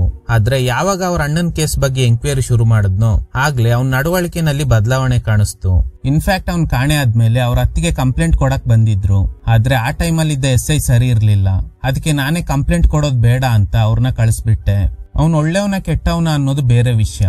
ಅವನೊಬ್ಬ ಪೊಲೀಸ್ ಆಗಿರೋದ್ರಿಂದ ನಾವು ಅವನ್ನ ಕಂಡು ಹಿಡಿಲೇಬೇಕು ಅಂತ SI ಡಿಸೈಡ್ ಮಾಡ್ತಾರೆ. ಹೇಗಾದ್ರೂ ಜಂಗಯ್ಯನ ಕಂಡು ಹಿಡಿಬೇಕು ಅಂತ ಕೇಸ್ ಫೈಲ್ಸ್ ನ ಚೆಕ್ ಮಾಡ್ತಾ ಇರುವಾಗ ವಯಸ್ಸಾದ ಗಂಡ ಹೆಂಡತಿ ಸ್ಟೇಷನ್ಗೆ ಬಂದು ನಮ್ ಮಗಳು ಕಾಣೆಯಾಗಿದ್ದಾಳೆ ಅಂತ ಕಂಪ್ಲೇಂಟ್ ಕೊಡ್ತಾರೆ. ಆಗ ಕಾನ್ಸ್ಟೇಬಲ್, ಸರ್ ನೀವಿರೋದು ಹೈದರಾಬಾದ್ ನಲ್ಲಿ, ಇಲ್ಲಿಗೆ ಯಾಕೆ ಬಂದು ಕಂಪ್ಲೇಂಟ್ ಕೊಡ್ತಾ ಇದ್ದೀರಾ ಅಂತ. ಇದನ್ನ SI ಕೇಳಿಸ್ಕೊಂಡ್ರು ಅವರು ಜಂಗಯ್ಯ ಕೇಸ್ ನಲ್ಲಿ ಬ್ಯುಸಿ ಆಗಿದ್ದಾರೆ. ಫಸ್ಟ್ ಎಂಕ್ವೈರಿನ ಜಂಗಯ್ಯ ಅವರ ಅತ್ತಿಗೆಯಿಂದಾನೇ ಶುರು ಮಾಡೋಣ ಅಂತ ನೇರವಾಗಿ ಲಕ್ಷ್ಮಿ ಮನೆ ಹತ್ರ ಬರ್ತಾರೆ. ಅಲ್ಲಿ ಲಕ್ಷ್ಮಿ ವಯಸ್ಸಾದ ಒಬ್ಬ ವ್ಯಕ್ತಿ ಜೊತೆ ಮಾತಾಡ್ತಾ ಇದ್ದಾಳೆ. ಆ ತಾತ ಈ ರೈಲ್ವೆ ಸ್ಟೇಷನ್ ನಲ್ಲಿ ಸ್ಟೇಷನ್ ಮಾಸ್ಟರ್ ಆಗಿ ಕೆಲಸ ಮಾಡ್ತಾ ಇದ್ದಾರೆ. ಆ ತಾತನ್ ಕಳಿಸಿ ಎಂಕ್ವೈರಿ ಮಾಡ್ತಿರೋ ಗ್ಯಾಪ್ ನಲ್ಲಿ ಮನೆ ಮುಂದೆ ನಿಂಬೆ ಹಣ್ಣು ಹಾಗೇನೆ ಕವಡೆ ನೇತ್ ಹಾಕಿರೋದ್ನ SI ನೋಟಿಸ್ ಮಾಡ್ತಾರೆ. ಇದ್ರ ಬಗ್ಗೆ ಕೇಳಿದಾಗ ಊರಲ್ಲಿರೋ ಮಾವ ಯಾವುದೇ ದುಷ್ಟಶಕ್ತಿಗಳಿಂದ ತೊಂದರೆ ಆಗ್ಬಾರ್ದು ಅಂತ ಇದನ್ನ ಮಂತ್ರಿಸಿ ಕಟ್ಟಿದ್ದಾರೆ ಅಂತ. ಓ ಹೌದಾ, ಸರಿ, ನೀನ್ ಯಾಕೆ ಸಾಧಾರಣ ಬಳೆಗಳನ್ನ ಹಾಕೊಂಡಿದ್ದೀಯಾ? ಜಂಗಯ್ಯ ಕೇಸ್ನ ವಾಪಸ್ ತಗೊಂಡಿದ್ರಿಂದ ದುಡ್ಡು ಸಿಕ್ಕಿರುತ್ತೆ ಅಲ್ವಾ, ಚಿನ್ನದ ಬಳೆನೆ ಹಾಕ್ಸ್ಬೋದಿತ್ತು. ಹೀಗೆಲ್ಲ ವಿಚಾರಣೆ ಮಾಡ್ತಿರುವಾಗ ಅಲ್ಲಿಗೆ ಬಾಲಿಜ ಬರ್ತಾನೆ. ಯಾಕೆ ಸರ್ ಇವ್ರನ್ನ ಎಂಕ್ವೈರಿ ಮಾಡ್ತಿದ್ದೀರಾ? ಬಾರೋ, ನೀನೇ ಅಲ್ವಾ ಕೊಮರಯ್ಯನ್ ಕ್ಲೋಸ್ ಫ್ರೆಂಡ್. ಈ ಕೇಸ್ ನಲ್ಲಿ ನೀನು ಲಕ್ಷ್ಮಿನೇ ಪ್ರೈಮ್ ಸಸ್ಪೆಕ್ಟ್ಸ್. ವಿಚಾರಣೆ ಮುಗಿಯೋವರೆಗೂ ಊರ್ ಬಿಟ್ಟು ಎಲ್ಲೂ ಹೋಗ್ಬಾರ್ದು. ಅಷ್ಟರಲ್ಲಿ ಬಾಲಿಜಾಗ್ ಒಂದು ಕಾಲ್ ಬರುತ್ತೆ. SI ಫೋನ್ ಕಿತ್ಕೊಂಡು ಚೆಕ್ ಮಾಡ್ತಾ ಇದ್ದಾರೆ. ಅಷ್ಟರಲ್ಲಿ ಸ್ಟೇಷನ್ ಕಡೆಯಿಂದ ಒಂದು ಕಾಲ್ ಬರುತ್ತೆ. ವಿಷಯ ಕೇಳಿ SIಗೆ ಗಾಬರಿ ಆಗುತ್ತೆ. ಯಾಕಂದ್ರೆ ಇದೇ ಊರಲ್ಲಿ ಯಾವಾಗ್ಲೂ ಲಾಕ್ ಮಾಡಿಟ್ಟಿರೋ ಒಂದು ದೇವಸ್ಥಾನ ಇದೆ. ಆ ದೇವಸ್ಥಾನದ ಹತ್ರ ಕವಿತಾ ಅವರಣ್ಣ ರಮೇಶ್ ನಿಗೂಢವಾಗಿ ಸತ್ತೋಗಿದ್ದಾನೆ. ಗಾಬರಿಯಾಗಿದ್ದ SI ಸ್ಪಾಟಿಗೆ ಬರ್ತಾರೆ. ಈ ದೇವಸ್ಥಾನ ಒಂದು ರೀತಿಯಲ್ಲಿ ಊರಿಗ್ ಶಾಪ. ಇದ್ರೊಳಗಡೆ ಹೋಗೋದಕ್ಕೆ ಜನ ಹೆದರ್ತಾರೆ. ಆದ್ರೆ ಇವನು ಒಳಗಡೆ ಹೋಗಿದ್ರಿಂದಾನೆ ಸತ್ತೋಗಿದ್ದಾನೆ ಅಂತ ಜನ ಮಾತಾಡ್ಕೋತಾ ಇದ್ದಾರೆ. SIಗೆ ಏನೋ ಸ್ಟ್ರೈಕ್ ಆಗಿದ್ರಿಂದ ನೇರವಾಗಿ ಸ್ಟೇಷನ್ಗೆ ಬರ್ತಾರೆ. ಬೆಳಗ್ಗೆ ಒಂದು ಹುಡುಗಿ ಕಾಣೆ ಆಗಿದ್ದಾಳೆ ಅಂತ ಪೇರೆಂಟ್ಸ್ ಬಂದು ಕಂಪ್ಲೇಂಟ್ ಕೊಟ್ಟಿದ್ರು ಅಲ್ವಾ, ಆ ಕೇಸ್ ಡೀಟೇಲ್ ನ ಚೆಕ್ ಮಾಡ್ತಾರೆ. ಕಾಣೆ ಆಗಿರೋ ಹುಡುಗಿ ಹೆಸರು ಸಿಮ್ರನ್. ಕಟ್ ಮಾಡಿದ್ರೆ ಶಬರಿಮಲೆಗೆ ಬಂದಿರೋ ಬಾಲಿಜನ ತೋರಿಸ್ತಾರೆ. ಟೀ ಶಾಪ್ ನಲ್ಲಿ ಕೂತಿರುವಾಗ ದೂರದಲ್ಲಿ ಕೊಮರಯ್ಯ ಇರೋದ್ನ ನೋಡಿ ಗಾಬರಿಯಾಗಿದ್ದ ಇವನು ಫಾಲೋ ಮಾಡ್ತಾನೆ. ಈ ಕೊಮರಯ್ಯ ಮಾಟ ಮಾಡ್ತಿರೋ ವಿಷಯದ ಬಗ್ಗೆ ಎಲ್ಲ ಜಂಗಯ್ಯ ಬಾಲಿಜಗೆ ಹೇಳಿರ್ತಾನೆ. ಸೊ ಇವನ್ ಯಾಕೆ ಊರಲ್ಲಿ ಮಾಟ ಮಂತ್ರ ಮಾಡಿ ಇಲ್ಲಿಗೆ ಬಂದಿದ್ದಾನೆ ಅಂತ ಬಾಲಿಜಗ್ ಡೌಟ್ ಇದೆ. ಅದಕ್ಕೆ ನಿರಂತರವಾಗಿ ಫಾಲೋ ಮಾಡ್ತಾನೆ. ಒಂದು ಹಂತದಲ್ಲಿ ಕೊಮರಯ್ಯ ಸಡನ್ ಆಗಿ ಕಾಣೆ ಆಗ್ಬಿಡ್ತಾನೆ. ಅದಕ್ಕೆ ಒಂದು ಅಂಗಡಿ ಹತ್ರ ಕೂತಿರುವಾಗ ಒಂದು ವಾಯ್ಸ್ ಕೇಳುತ್ತೆ, ಏನು ಊರಲ್ಲೆಲ್ಲ ಚೆನ್ನಾಗಿದ್ದಾರಾ? ಶಾಕ್ ಆಗಿದ್ದ ಬಾಲಿಜ ತಿರುಗ್ ನೋಡಿದಾಗ ಅದು ಕೊಮರಯ್ಯನ್ ವಾಯ್ಸೇ ಆಗಿರುತ್ತೆ. ಬಾಲಿಜ ಕೇಳ್ತಾನೆ, ಯಾಕೋ ಹೀಗೆಲ್ಲ ಮಾಡ್ತಿದ್ಯಾ? ಊರಲ್ಲಿ ನಿನ್ ಹೆಂಡತಿ ಮಕ್ಕಳು ಎಷ್ಟು ಕಷ್ಟ ಪಡ್ತಿದ್ದಾರೆ ಗೊತ್ತಾ? ಆಗ ಕೊಮರಯ್ಯ, ಏನ್ ಮಾಡ್ತಿದ್ಯಾ ಅಂತ ಕೇಳ್ದೆ ಅಲ್ವಾ, ಶುದ್ಧ ಮಾಡ್ತಾ ಇದ್ದೀನಿ. ಈಗ ಒಂದು ಸಣ್ಣ ಫ್ಲಾಶ್ ಬ್ಯಾಕ್. ಕೊಮರಯ್ಯ ಹೋದ್ಮೇಲೆ ಲಕ್ಷ್ಮಿಗೆ ಏನಾಯ್ತು ಅಂತ ತೋರಿಸ್ತಾರೆ. ಲಕ್ಷ್ಮಿ ಮಗ ಓದ್ತಿದ್ದ ಸ್ಕೂಲ್ಗೆ ಕವಿತಾ ಅವರಣ್ಣ ರಮೇಶ್ ಬಂದು ಅವನ್ನ ಹೊರಗಡೆ ಎಳ್ಕೊಂಡ್ ಬರ್ತಾನೆ. ಇವ್ರಪ್ಪ ಮಾಡಿರೋ ಕೆಲ್ಸಕ್ಕೆ ಇವನಿಗೆ ಈ ಊರಲ್ಲಿರೋ ಯಾವುದೇ ಸ್ಕೂಲ್ ನಲ್ಲೂ ವಿದ್ಯಾಭ್ಯಾಸ ಕೊಡಬಾರ್ದು ಅಂತ ಸ್ಕೂಲಿಂದ ಓಡಿಸಿರ್ತಾನೆ. ಈ ವಿಷಯ ಲಕ್ಷ್ಮಿ ಗೊತ್ತಾಗುತ್ತೆ. ಇನ್ಮೇಲೆ ಇಲ್ಲಿರೋದು ಸರಿ ಇಲ್ಲ ಅಂತ ಮಗನ್ ಕರ್ಕೊಂಡು ಬೇರೆ ಊರಿನ ಕಡೆ ಹೋಗಿದ್ದಾಳೆ. ಬಸ್ ನಲ್ಲಿ ಹೋಗ್ತಿರುವಾಗ ಲಕ್ಷ್ಮಿ ಕಿವಿಯಿಂದ ರಕ್ತ ಸುರಿತಾ ಇರೋದನ್ನ ತೋರಿಸ್ತಾರೆ. ಕಟ್ ಮಾಡಿ ಆರ್ಕಿಯಾಲಜಿ ಡಿಪಾರ್ಟ್ಮೆಂಟ್ ಅಲ್ಲಿರೋ ಪಟೇಲ್ ಅನ್ನುವ ವ್ಯಕ್ತಿನ ತೋರಿಸ್ತಾರೆ. ಅವ್ರನ್ನ ಪ್ರಕಾಶ್ ಅನ್ನುವ ವ್ಯಕ್ತಿ ಮೀಟ್ ಆಗಿ, ಸರ್ ನಾವು ಗೆಸ್ ಮಾಡ್ದಂಗೆ ಆ ಗ್ರಾಮದಲ್ಲಿರೋ ದೇವಸ್ಥಾನದಲ್ಲಿ ತುಂಬಾ ರಹಸ್ಯ ಇದೆ. ಸೂಪರ್ ಪ್ರಕಾಶ್ ಸರ್, ತಕ್ಷಣ ನಾವು ಈ ವಿಷಯನ ಗವರ್ಮೆಂಟ್ ಗೆ ಇನ್ಫಾರ್ಮ್ ಮಾಡಬೇಕು. ಇದನ್ ಕೇಳಿ ಟ್ರಿಗರ್ ಆಗಿದ್ದ ಪಟೇಲ್, ನೋಡಿ ತುಂಬಾ ಓವರ್ ಸ್ಮಾರ್ಟ್ ಆಗೆಲ್ಲ ನಡ್ಕೋಬೇಡಿ. ನಿನ್ಗೆ ಏನ್ ಕೆಲ್ಸ ಕೊಟ್ಟಿದ್ದೀನೋ ಅದನ್ನ ಮಾತ್ರ ಮಾಡಿದ್ರೆ ಸಾಕು. ಕೆಲ್ಸ ಮುಗಿದ್ಮೇಲೆ ದುಬೈಗೆ ಹೋಗು ಅಂತ. ಪಟೇಲ್ ಆಫೀಸಿಂದ ಹೊರಗಡೆ ಬಂದು ಪ್ರಕಾಶ್ ದುಬೈಗೆ ಬರ್ತಾನೆ. ಅಲ್ಲೇ ಅವನ್ ಕತೆ ಮುಗಿಸ್ಬಿಡಿ ಅಂತ ಯಾರಿಗೋ ಕಾಲ್ ಮಾಡಿ ಹೇಳ್ತಾರೆ. ಕಟ್ ಮಾಡಿ SI ನ ತೋರಿಸ್ತಾರೆ. SI ಕಾನ್ಸ್ಟೇಬಲ್ ಜೊತೆ ಡಿಸ್ಕಸ್ ಮಾಡ್ತಾ ಇದ್ದಾರೆ. ಹೈದರಾಬಾದ್ ಇಂದ ಅಪ್ಪ ಅಮ್ಮ ಇಲ್ಲಿಗೆ ಬಂದು ಮಗಳು ಕಾಣೆ ಆಗಿರೋದಾಗಿ ಕಂಪ್ಲೇಂಟ್ ಕೊಟ್ಟಿದ್ರು ಅಲ್ವಾ, ಅವ್ರನ್ನೇ ವಿಚಾರಣೆ ಮಾಡೋಕೆ SI ಹೋಗಿದ್ದಾರೆ. ಕಾಣೆ ಆಗಿರೋ ಹುಡುಗಿ ಹೆಸರು ಸಿಮ್ರನ್. ಹೈದರಾಬಾದ್ ನಲ್ಲಿರೋ ಈ ಕುಟುಂಬ ಯಾಕೆ ಮಗಳು ಕಾಣೆ ಆಗಿದ್ದಾಳೆ ಅಂತ ಈ ಊರಿಗೆ ಬಂದು ಕಂಪ್ಲೇಂಟ್ ಕೊಟ್ರು. ಇದೇ ಡೌಟ್ ಅಲ್ಲಿ ಎಂಕ್ವೈರಿ ಮಾಡಿದಾಗ ಆ ಸಿಮ್ರನ್ ಕಾಣೆ ಆಗಿರೋದು ಇದೇ ಊರಲ್ಲಿ ಅನ್ನೋದು ಗೊತ್ತಾಗುತ್ತೆ. ಈಗ್ಲೇ ಒಂದು ಶಾಕಿಂಗ್ ಟ್ವಿಸ್ಟ್. ಪಾರ್ಟ್ 1 ನಲ್ಲಿ ಊರಿನ ಸರ್ಪಂಚ್ ನ ಮಗಳು ಸಿಟಿಯಿಂದ ಇದೇ ಊರಿಗೆ ಬಂದಿರ್ತಾಳೆ. ಆ ಸರ್ಪಂಚ್ ಯಾರು ಅಂತ ಗೊತ್ತಲ್ಲ. ಪಾರ್ಟ್ 1 ನಲ್ಲಿ ಯಾವಾಗ್ಲೂ ಹುಡುಗಿರ್ ಹಿಂದೆ ಸುತ್ತಾಡ್ತಾ ಇರ್ತಾನೆ. ಕೊನೆಗೆ ಆಕ್ಸಿಡೆಂಟ್ ನಲ್ಲಿ ಸತ್ತೋಗಿರ್ತಾನೆ. ಅವನ್ ಮಗಳು ಅಂತ ಹೇಳ್ಕೊಂಡೆ ಸಿಮ್ರನ್ ಈ ಊರಿಗೆ ಬಂದಿರ್ತಾಳೆ. ಆಮೇಲೆ ಸಿಮ್ರನ್ ಕೂಡ ಕಾಣೆಯಾಗಿದ್ದಾಳೆ. ಇದೆಲ್ಲ ಈಗ SI ಗೊತ್ತಾಗಿದೆ. SIಗೆ ಡೌಟ್ ಏನಂದ್ರೆ, ಯಾಕೆ ಸಿಮ್ರನ್ ನಾನೇ ಆ ಸರ್ಪಂಚ್ನ ಮಗಳು ಅಂತ ಹೇಳ್ಕೊಂಡು ಈ ಊರಿಗೆ ಬಂದ್ಲು? ಸರಿ, ಅವಳೇನೋ ಯಾಮರ್ಸಕ್ ಬಂದ್ಲು ಅಂತ ಅನ್ಕೊಳ್ಳೋಣ. ಮತ್ತೆ ಯಾಕೆ ಸರ್ಪಂಚ್ ಇವಳನ್ನ ತನ್ನ ಮಗಳು ಅಂತ ಅಕ್ಸೆಪ್ಟ್ ಮಾಡ್ಕೊಂಡ? ಸರ್ಪಂಚ್ ಸತ್ತ ನಂತರ ಸಿಮ್ರನ್ ಅದೇ ದಿನ ರಾತ್ರಿನೇ ಈ ಊರ್ ಬಿಟ್ಟು ಕೊಮರೈನ ಆಟೋ ಹತ್ತಿ ಹೋಗಿದ್ದಾಳೆ. ಇದನ್ನ ಬೇರೊಬ್ಬ ಆಟೋ ಡ್ರೈವರ್ ನೋಡಿರ್ತಾನೆ. ಅದೆಲ್ಲ ಆಟೋ ಡ್ರೈವರ್ ಇಂದ SI ಗೊತ್ತಾಗಿದೆ. ಕಾಣೆಯಾಗಿರೋ ಸಿಮ್ರನ್ ಕೊನೆಯದಾಗಿ ಕೊಮರೈನ ಆಟೋ ಹತ್ತಿನೇ ಹೋಗಿದ್ದಾಳೆ. ಆಮೇಲೆ ಅವಳಿಗೆ ಏನಾಯ್ತು ಅಂತ ಗೊತ್ತಿಲ್ಲ. ಹೀಗೆ SI ಈ ಸಿಮ್ರನ್ ಕೇಸ್ ಬಗ್ಗೆ ತುಂಬಾ ತಲೆ ಕೆಡಿಸ್ಕೊಂಡಿದ್ದಾರೆ. ಕಟ್ ಮಾಡಿ ಕೊಮರಯ್ಯನ ತೋರಿಸ್ತಾರೆ. ಕಾಡೊಳಗಡೆ ಏನೋ ಹುಡ್ಕೊಂಡು ಹೋಗ್ತಾ ಇದ್ದಾನೆ. ಬಾಲಿಜ ಕೂಡ ಹಿಂದೆನೆ ಹೋಗ್ತಾನೆ. ಕೊಮರಯ್ಯ ಒಬ್ರು ಹಗೋರಿ ಹತ್ರ ದಾರಿ ಕೇಳ್ತಾ ಇದ್ದಾನೆ. ಕೊನೆಯದಾಗಿ ಇನ್ನೊಬ್ರು ಅಗೋರಿನ ಭೇಟಿ ಆಗ್ತಾನೆ. ಅವರು ಕೊಮರಯ್ಯನ ಕೂರ್ಸಿ ಏನೋ ರಿಚುವಲ್ ಮಾಡ್ತಾರೆ. ಹಾಗೇನೆ ಕೆಲವೊಂದು ಮಂತ್ರಗಳನ್ನ ಹೇಳ್ಕೊಡ್ತಾರೆ. ರಾತ್ರಿ ಆಗಿರೋದ್ರಿಂದ ಬಾಲಿಜ ಅಲ್ಲೇ ನಿದ್ದೆ ಮಾಡ್ತಾನೆ. ನೆಕ್ಸ್ಟ್ ಡೇ ಎಚ್ಚರಿಕೆ ಆದಾಗ ಕೊಮರಯ್ಯ ಯಾವ್ದೋ ಗಿಡಮೂಲಿಕೆಗಳನ್ನ ಕಲೆಕ್ಟ್ ಮಾಡ್ತಾ ಇದ್ದಾನೆ. ಆಗ ಬಾಲಿಜ, ಲೋ ಕೊಮರಯ್ಯ, ಯಾಕೆ ಹೀಗೆಲ್ಲ ಮಾಡ್ತಿದ್ಯಾ, ದಯವಿಟ್ಟು ಹೇಳು. ಕೊಮರಯ್ಯ ನಡೆದ ಕೆಲವು ವಿಷಯನ ಹೇಳಕ್ ಶುರು ಮಾಡ್ತಾನೆ. ಕೊಮರಯ್ಯನ ಊರಲ್ಲಿ ಒಂದು ದೇವಸ್ಥಾನ ಇದೆ ಅಲ್ವಾ? ಆ ದೇವಸ್ಥಾನದ ಅಡಿಯಲ್ಲಿ ಒಂದು ನಿಧಿ ಇದೆ. ಅದನ್ನ ನಾಗರ ಹಾವುಗಳು ಕಾಯ್ತಾ ಇರೋ ಹಾಗೆಲ್ಲ ಪದೇ ಪದೇ ಕೊಮರಯ್ಯಗೆ ಕನ್ಸು ಬೀಳ್ತಾ ಇರುತ್ತೆ. ಅದಕ್ಕೆ ಒಂದಿನ ದೇವಸ್ಥಾನಕ್ಕೆ ಹೋಗಿ ಯಾಕೆ ಪದೇ ಪದೇ ಒಂದೇ ತರದ ಕನ್ಸು ಬೀಳ್ತಿದೆ ಅಂತ ದೇವ್ರ ಹತ್ರ ಬೇಡ್ಕೊತಾ ಇರುವಾಗ ಸಡನ್ ಆಗಿ ಅವನ್ ಸೈಕಲ್ ಅಲ್ಲಾಡ್ತಾ ಇದೆ. ಹಾಗೇನೆ ಕಬ್ಬಿಣದ ವಸ್ತುಗಳೆಲ್ಲ ಆ ದೇವಸ್ಥಾನದ ಗೇಟ್ ಮೇಲೆ ಅಂಟ್ಕೊಳ್ಳುತ್ತೆ. ಕೊಮರಯ್ಯಗೆ ಅನಿಸ್ತಾ ಇದೆ ಅದು ಸಾಧಾರಣ ಕನ್ಸಲ್ಲ, ಈ ದೇವಸ್ಥಾನ ನನ್ಗೆ ಏನೋ ಹೇಳೋಕ್ ಟ್ರೈ ಮಾಡ್ತಿದೆ ಅಂತ. ಸೊ ಅವ್ರ ಚಿಕ್ಕಪ್ಪನ ಹತ್ರ ಇದ್ರ ಬಗ್ಗೆ ಡಿಸ್ಕಸ್ ಮಾಡ್ತಾನೆ. ಯಾಕಂದ್ರೆ ಕೊಮರಯ್ಯನಿಗೆ ಮಾಟ ಮಂತ್ರ ಹೇಳ್ಕೊಟ್ಟಿರೋದು ಇವ್ರೆ. ಆ ಕನ್ಸ್ ಬಗ್ಗೆ ಕೇಳ್ದಾಗ ಚಿಕ್ಕಪ್ಪ ಹೇಳ್ತಾರೆ, ನೋಡು ಕನ್ಸ್ ಬಗ್ಗೆ ಎಲ್ಲ ತಲೆ ಕೆಡ್ಸ್ಕೋಬೇಡ, ನೀನೋಗಿ ಆರಾಮಾಗಿರು ಅಂತ. ರಾತ್ರಿ ಕೊಮರಯ್ಯ ಮನೆಗ್ ಬಂದು ಊಟ ಮಾಡ್ತಾ ಇರುವಾಗ ಅವನ್ ಕತ್ತಲ್ಲಿ ಕುಂಕುಮ ಇರೋದ್ ನೋಡಿ ಲಕ್ಷ್ಮಿ ಕೋಪ ಬರುತ್ತೆ. ಯಾಕಂದ್ರೆ ಲಕ್ಷ್ಮಿಗೆ ಈ ಮೂಢನಂಬಿಕೆ ಎಲ್ಲ ಇಷ್ಟ ಆಗಲ್ಲ. ಇಡೀ ಊರೇ ಆ ದೇವಸ್ಥಾನ ಸರಿ ಇಲ್ಲ, ಅದ್ರೊಳಗಡೆ ಹೋದ್ರೆ ಸಮಸ್ಯೆ ಆಗುತ್ತೆ ಅಂತ ಕ್ಲೋಸ್ ಮಾಡಿ ಇಟ್ಟಿರುವಾಗ ನೀನ್ ಯಾಕೆ ಅಲ್ಲಿಗೆ ಹೋದೆ ಅಂತ. ಸರಿ ಲಕ್ಷ್ಮಿ, ಇನ್ಮೇಲೆ ಹೋಗಲ್ಲ. ನೆಕ್ಸ್ಟ್ ಕೊಮರಯ್ಯನಿಗೆ ಒಂದು ಕಾಲ್ ಬರುತ್ತೆ. ಆ ಕಾಲ್ ಬಂದ ತಕ್ಷಣ ಅವಸರವಾಗಿ ಮನೆಯಿಂದ ಹೊರಡ್ತಾನೆ. ನೇರವಾಗಿ ಅವ್ರ ಚಿಕ್ಕಪ್ಪನ ಹತ್ರನೇ ಬರ್ತಾನೆ. ಯಾಕಂದ್ರೆ ಇವರೇ ಕಾಲ್ ಮಾಡಿ ಬೇಗ ಬಾ ಅಂತ ಹೇಳಿರೋದು. ನೀನು ಆ ದೇವಸ್ಥಾನದಲ್ಲಿರೋ ನಿಧಿ ಕನ್ಸಲ್ ಬಂತು ಅಂತ ಹೇಳ್ದೆ ಅಲ್ವಾ, ಅದನ್ನ ಕೇಳಿ ನನ್ಗೆ ನಿಮ್ ತಂದೆ ಸಾವು ನೆನ್ಪಾಯ್ತು ಅಂತ. ಈಗ ಇವರೊಂದು ಕತೆ ಹೇಳೋದಕ್ ಶುರು ಮಾಡ್ತಾರೆ. ಕೃಷ್ಣ ಪಾಂಡವ್ರನ್ನ ಭೇಟಿ ಆಗೋದಕ್ಕೆ ಇದೇ ಗ್ರಾಮಕ್ ಬಂದಿದ್ನಂತೆ. ಆಮೇಲೆ ಕೇರಳಕ್ ಸೇರಿದ್ದ ಮಾರ್ತಾಂಡ ರಾಜ ಇವ್ರು ಕೃಷ್ಣನ್ ಭಕ್ತ ಆಗಿದ್ರು. ಕೃಷ್ಣ ಈ ಊರಿಗೆ ಬಂದಿದ್ದ ಅನ್ನೋದು ಪುರಾಣಗಳಿಂದ ಗೊತ್ತಾದ್ಮೇಲೆ ಇದೇ ಊರಲ್ಲಿ ಒಂದು ಕೃಷ್ಣನ್ ದೇವಸ್ಥಾನ ಕಟ್ಸಿದ್ದಾರೆ. ಇಲ್ಲಿ ಮಾತ್ರ ಅಲ್ಲ, ತುಂಬಾ ಕಡೆಗಳಲ್ಲಿ ಮಾರ್ತಾಂಡ ರಾಜ ಈ ರೀತಿ ದೇವಸ್ಥಾನಗಳನ್ನ ಕಟ್ಸಿದ್ದಾರಂತೆ. ಆದ್ರೆ ಈ ಊರಲ್ಲಿ ಕಟ್ಸಿರೋ ದೇವಸ್ಥಾನದ ಬೇಸ್ಮೆಂಟ್ ಅಲ್ಲಿ ಕೋಟಿಗಟ್ಲೆ ಬೆಲೆ ಬಾಳೋ ಚಿನ್ನಾಭರಣಗಳನ್ನ ಅಡಗಿಸಿಟ್ಟಿದ್ದಾರಂತೆ. ಈ ಕತೆನ ತುಂಬಾ ವರ್ಷಗಳಿಂದ ಜನ ನಂಬ್ತಾ ಬಂದಿದ್ದಾರೆ. ಕೊಮರಯ್ಯ ಅವ್ರ ತಂದೆ ಹಾಗೇನೆ ಅವ್ರ ಚಿಕ್ಕಪ್ಪನ ತಂದೆ ಒಂದು ಮಾಟ ಮಾಡಿ ಆ ನಿಧಿನ ಪಡ್ಕೊಳ್ಳೋದಕ್ಕೆ ಟ್ರೈ ಮಾಡಿದ್ದಾರೆ. ಈ ಪ್ರಯತ್ನದಲ್ಲಿ ಇಬ್ರು ತೀರ್ಕೊಂಡ್ರು. ಆದ್ರೆ ಇಷ್ಟು ವರ್ಷ ಆದ್ಮೇಲೆ ಆ ಕನ್ಸು ಕೊಮರಯ್ಯನಿಗೆ ಬರ್ತಾ ಇದೆ ಅಂದ್ರೆ ಆ ನಿಧಿ ತೆಗಿಯೋದು ಈ ಕೊಮರಯ್ಯನೇ. ಅದನ್ನೇ ಅವ್ರ ಚಿಕ್ಕಪ್ಪ ಇವನಿಗೆ ಹೇಳ್ತಾ ಇರೋದು, ನಿನಗೆ ನಾನು ಮಾಟ ಮಂತ್ರ ಹೇಳ್ಕೊಟ್ಟಿದ್ದೀನಿ ಅಲ್ವಾ, ಕೇವಲ ಅದ್ರಿಂದಾನೇ ಆ ನಿಧಿನ್ ತೆಗಿಯಕ್ ಆಗಲ್ಲ, ನೀನು ಭಯಂಕರವಾದ ಸ್ಯಾಕ್ರಿಫೈಸ್ ಗಳನ್ನ ಮಾಡ್ಬೇಕಾಗುತ್ತೆ. ಅದ್ರಲ್ಲೂ ಮುಖ್ಯವಾಗಿ ನರಬಲಿ ಕೊಡ್ಬೇಕು. ನೀನು ಯಾರನ್ನ ನರಬಲಿ ಕೊಡ್ಬೇಕು ಅಂತ ಡಿಸೈಡ್ ಮಾಡ್ತೀಯೋ ಅವರು ನಿನ್ನ ತುಂಬಾ ಇಷ್ಟ ಪಡ್ಬೇಕು. ಸೊ ಹೀಗೆ ಆ ಕಾರ್ಯಗಳನ್ನ ಕರೆಕ್ಟ್ ಆಗಿ ಮಾಡಿದ್ರೆ ಕೊನೆಯದಾಗಿ ಕೇರಳನಲ್ಲಿರೋ ಇಡಕಿ ಕಾಡಲ್ಲಿ ಕೊನೆ ರಿಚುವಲ್ ಮಾಡ್ಬೇಕಂತೆ. ಇದನ್ನೆಲ್ಲ ಮಾಡಿದ್ರೆ ಖಂಡಿತ ನಿನ್ನಿಂದ ಆ ನಿಧಿನ್ ತೆಗಿಬಹುದು ಅಂತ ಇವ್ರ ಚಿಕ್ಕಪ್ಪ ಹೇಳಿರ್ತಾರೆ. ಇದಕ್ಕೋಸ್ಕರನೇ ಹೀಗೆಲ್ಲ ಮಾಡಿದ್ದೀನಿ ಅಂತ ಕೊಮರಯ್ಯ ಬಾಲಿಜಗೆ ಹೇಳ್ತಾನೆ. ಆದ್ರೆ ಪಾರ್ಟ್ 1 ಎಂಡ್ ಆದಾಗ ನಾವೆಲ್ಲ ಏನ್ ಅನ್ಕೊಂಡಿದ್ವಿ, ಕೊಮರಯ್ಯ ಕವಿತಾ ಮೇಲಿರೋ ಲವ್ ಇಂದಾನೆ ಅವಳಿಗೆ ಮಾಟ ಮಾಡಿ ಕೊಲೆ ಮಾಡಿದ್ದಾನೆ ಅಂತ. ಆದ್ರೆ ಪಾರ್ಟ್ 2 ನಲ್ಲಿ ನಿಧಿ ವಿಷಯ ಎಲ್ಲ ರಿವೀಲ್ ಆಗ್ತಿದೆ. ಕಟ್ ಮಾಡಿ ಲಕ್ಷ್ಮಿನ ಪ್ರೆಸೆಂಟ್ ಅಲ್ಲಿ ತೋರಿಸ್ತಾರೆ. ಕೊಮರಯ್ಯ ಬಿಟ್ಟೋದ್ಮೇಲೆ ಒಂಟಿಯಾಗಿ ಮಗನ್ ಜೊತೆ ಇದ್ಲು ಅಲ್ವಾ. ಈಗ ಕೊಮರಯ್ಯ ಅವ್ರ ಚಿಕ್ಕಪ್ಪನ ಭೇಟಿ ಆಗಕ್ ಬಂದಿದ್ದಾಳೆ. ಬಂದ ತಕ್ಷಣ ಅಡಿಗೆ ಕೆಲಸ ಶುರು ಮಾಡ್ತಾಳೆ. ಕೊಮರಯ್ಯ ಕಾಣೆ ಆದಾಗ ಕೊನೆಯದಾಗಿ ನಿಮ್ಮನ್ನೇ ಮೀಟ್ ಆಗಿರೋದು ಅಲ್ವಾ, ಯಾಕೆ ಈ ವಿಷಯನ ನೀವು ನನಗೆ ಹೇಳಿಲ್ಲ? ಕಟ್ ಮಾಡಿ ಒಂದು ಫ್ಲಾಶ್ ಬ್ಯಾಕ್. ಚಿಕ್ಕಪ್ಪನ ಜೊತೆ ಮಾತಾಡಿ ಊರಿಗೆ ಬಂದಿದ್ದ ಕೊಮರಯ್ಯ ಅವನೊಂದು ನರಬಲಿ ಕೊಡ್ಬೇಕು ಅಲ್ವಾ, ಅದ್ರಲ್ಲೂ ಇವನ್ನ ಇಷ್ಟಪಡೋರೆ ಆಗಿರ್ಬೇಕು. ಅದಕ್ಕೆ ಇವನು ಫಸ್ಟ್ ಟಾರ್ಗೆಟ್ ಮಾಡಿರೋದು ಲಕ್ಷ್ಮಿನ. ಆದ್ರೆ ಲಕ್ಷ್ಮಿ ಟೈಮ್ ಚೆನ್ನಾಗಿತ್ತು ಅನ್ಸುತ್ತೆ. ಅದೇ ಸಮಯ ಕವಿತಾ ಇವನ್ ಕಣ್ಣಿಗೆ ಬಿದ್ದಿರ್ತಾಳೆ. ಕವಿತಾ ಈ ಊರಿಗೆ ಬಂದು ಕೊಮರಯ್ಯನ ಆಟೋ ಹತ್ತಿದ್ದಾಳೆ. ಆಗ್ಲೇ ಇವನಿಗೆ ಹಳೆ ನೆನ್ಪಾಗಿದೆ. ಚಿಕ್ಕ ವಯಸ್ಸಿಂದ ಕವಿತಾನ ಲವ್ ಮಾಡ್ತಿದ್ದ. ಆದ್ರೆ ಈಗ ಕವಿತಾಗ್ ಮದ್ವೆ ಆಗಿದೆ, ಅದ್ರಲ್ಲೂ ಪ್ರೆಗ್ನೆಂಟ್ ಬೇರೆ. ಇದ್ರಿಂದ ಟ್ರಿಗರ್ ಆಗಿದ್ದ ಕೊಮರಯ್ಯ ಒಂದು ನಿರ್ಧಾರ ಮಾಡ್ತಾನೆ. ಅದೇನಂದ್ರೆ ಕವಿತಾ ಕವಿತನ್ನೇ ಬಲಿ ಕೊಡ್ಬೇಕು ಅಂತ.